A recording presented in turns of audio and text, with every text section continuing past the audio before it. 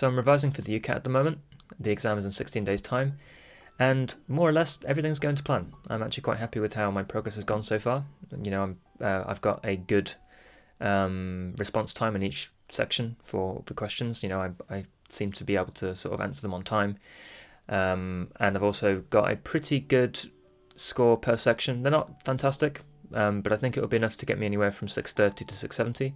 So that's a score I'm pretty happy with at the moment, and it will get me into all the medical schools that I'm interested in applying to anyway, so that's great. But despite all of this, despite the decent enough grades, the good question response times, and all the preparation that I have behind me, I feel like I'm going to fail. And in today's video, I want to talk about exam anxiety. I want to talk about, my experiences as a mature student with the education system and how it's impacted me, with my confidence and how I approach exams. Because I feel like it's a topic that doesn't really get talked about enough, and I think it's a problem especially for mature students because we have quite diverse backgrounds educationally, and I don't think a lot of people tend to sort of talk about it and shed some light on it. So I feel as though a lot of mature students, as I mentioned just, really struggle with confidence in their academic abilities, at least in myself and my classmates as well. A lot of it comes down to bad experiences at school or just bad experiences with education in general. And as well, it can also be to do with extra educational needs, because what I tend to find is that a lot of people, so far at least, that I've seen in the further education system as adults failed in school due to their extra educational needs. So things like dyslexia, dyspraxia, ASD, and a myriad of other learning disabilities. I think this has a real impact on how people like me and my classmates approach learning, because you're always kind of worried about failing. The system that you've been in so far hasn't really set you up for success, and because of that, it kind of has you a bit paranoid, spotting for all the things that can go wrong along the way. And I think with that comes a real sense of needing to prove yourself constantly, and this is quite exhausting because, at least for me, I don't know about anyone else, but for me, what I tend to find is that at each stage of my education, I'm always thinking, if I can just get this GCSE done, I'm going to be really confident in myself. I'm going to be able to think, yep, do you know what? I did that GCSE and I got an A in it. I'm going to be able to do, all these other subjects, and I'm going to be fine. For instance, I thought, well, if I can get this GCSE in maths at an A, then surely I'm going to be really confident with the UCAT. I'm going to feel like, well, hey, that was really difficult. Look at what you did with the GCSE in maths. If you can do that, you can do this. And I think the other problem too is that, at least for my route with access to medicine, there's not an awful lot of success stories. And that's not to say that there's stories of failure and hardship and all that sort of stuff, but there's just a general lack of information about what it's like to be an access to medicine student, and about what the journey is like as an adult without any prior level 3 qualifications going into medicine, what it's like. And that can be quite isolating, and that's one of the reasons why I've started this YouTube channel, in order to sort of document my journey into medical school as an adult that had no prior level 3 qualifications. Because I think it's very important to have people to look up to and to sort of see, hey, they did it, so can I. And I think that's very important, at least for me, to give myself confidence in thinking, well, yeah, it looks really hard, looks impossible, but all these people have done it, so can you. So bringing up an example of lack of confidence in your academic ability would probably be maths for me. So 2 years ago, I took my GCSEs to enable me to go to the next stage of my education. So I needed a English and maths GCSE. So I took actually English, maths and biology, but English and maths were the important ones. I remember at the time, I was studying, 2 hours a day with maths and trying to sort of, get the highest grade I could possibly get. And I remember, despite having really good mocks and my teacher and tutor being really happy with me, I felt like I was going to fail.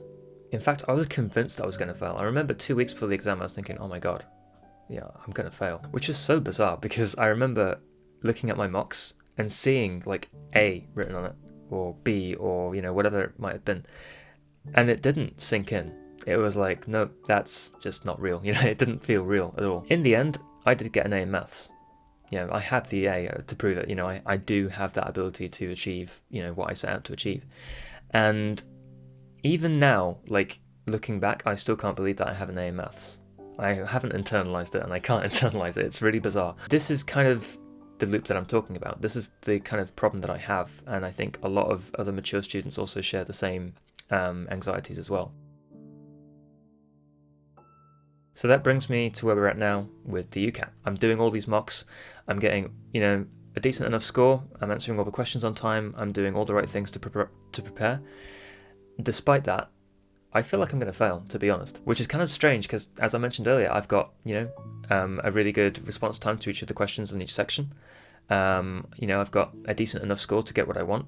And even if I combined all of my scores from my worst practice days, I would still get the score that I need. But it's still not enough. I can have multiple days of really, really good scores. Like, for instance, last week, I'd been revising for 5 days in a row. And on the 6th day, so I had really good results for 5 days. Really, really good. And then on the 6th day, I just wasn't that on it. I felt a bit flustered and a bit brain fogged, and I just couldn't really concentrate that well. On this particular day, on one day out of the week, that was enough to send my brain into total catastrophe mode. I was thinking, oh yeah, that's a pattern, I'm going to fail. Just one day, one bad result out of a collection of really good results overall. But at the same time, I should point out, it is better than it was before. So for instance, with maths, I remember when I had the same problems with maths, I was not in a good way about it. I was really, really stressing over it, and I was, I was completely frantic. I was thinking, oh my God, I need to put more time into this, and I need to do whatever I can to do well. Whereas now, because I have that experience under my belt where I felt like I was going to fail and I did well, I can kind of look at this for what it is and think, well, that's just a distortion of my mind, and realistically, if I look at the data, I'm going to be fine. And this is why I like to record data for how I do in my revision sessions, because it really helps me ground myself if I feel like this, because I can then just look at the spreadsheet and go, look, all the data here is suggesting you're going to be fine. So then you kind of bring a bit of neutrality to the situation. You can kind of hopefully get yourself onto some even ground with that. It still doesn't completely alleviate it, but it does help you feel a little less cast out to sea, if you will. But despite all of this, I didn't actually feel incapable of doing medical school, which is really weird, because the things that I need to get into medical school, like the access course, like the UCAT, like the GCSEs, I didn't and don't feel capable of any of those things. Yeah, I'm doing fine with them. But at the same time, I feel like if someone just put me directly into medical school right now and I had the knowledge that I needed, I'd do fine. I don't think I'd worry about it, to be honest. So it's almost like I worry about being capable of the steps to get to medical school rather than actually being in medical school, if that makes sense. But even having said that, I am starting to worry a little bit about the interviews process as well, because obviously there's big problems with how things are being graded at the moment, and places at medical school are getting ever more scarce. So I do feel very worried about getting, an acceptance. But at the same time, there's a part of me that feels like I'm so determined that it doesn't really matter either way anyway, because if I fail here at undergrad, then, I'll do a biomedical sciences degree and then do a transfer program into medicine.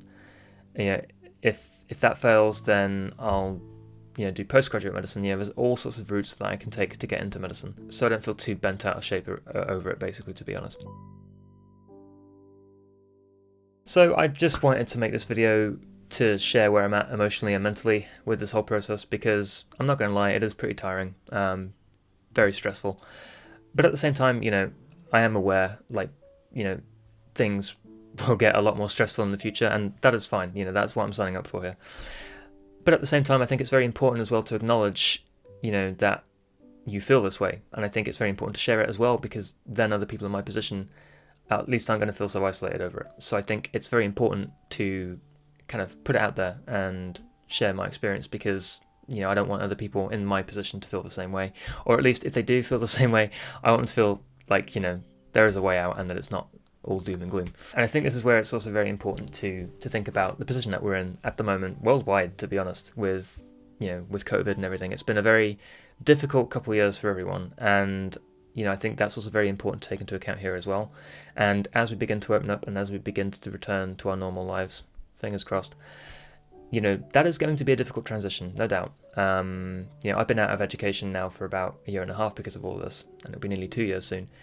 So it is quite a daunting prospect to go back after so long, because I built up so much momentum and I just completely lost it to COVID. So it is quite a daunting prospect, and I think that all plays into all these anxieties and concerns that I have at the moment, and I'm sure it does for a lot of other people as well. So I think it's also very important to give yourself some slack over that as well, because, you know, there is a lot going on in the world at the moment. The final point I'd just like to make here is that, you know, for anyone in my position right now who is worried about failing, yes, it's not good to fail. Obviously, none of us want to fail, and we want to succeed, you know, as soon as we can to get to where we're going. But at the same time, at least for myself, I mean, obviously this changes as you get older because the older you get, the less time you have. But at the same time, for me, coming from a younger, mature student perspective, you know, there are a lot of routes into medicine. And if my, you know, attempt at getting into medicine at undergrad fails, then I'll just do biomedical sciences, as I mentioned earlier, and then I'll do a transfer program. And if that fails, then I'll just do postgraduate medicine. So, you know, it's never really the end. It's just a case of figuring out, okay, how can I support myself through all this to actually make this dream become a reality? And yeah, so that's how I'm feeling at the moment about the UCAT and about my studies in general. Yeah, for all intents and purposes, things will probably be fine, but I'll keep everyone posted. I'm hoping to make some more videos in the coming weeks about, you know, my day-to-day studying for the UCAT as a mature student. I'm not interested in making any videos giving tips about the UCAT, to be honest, because I'm not really that good at the UCAT, and there are plenty of other medical students on YouTube who are excellent at the UCAT and have some brilliant advice to follow, so I'll leave that up to the experts.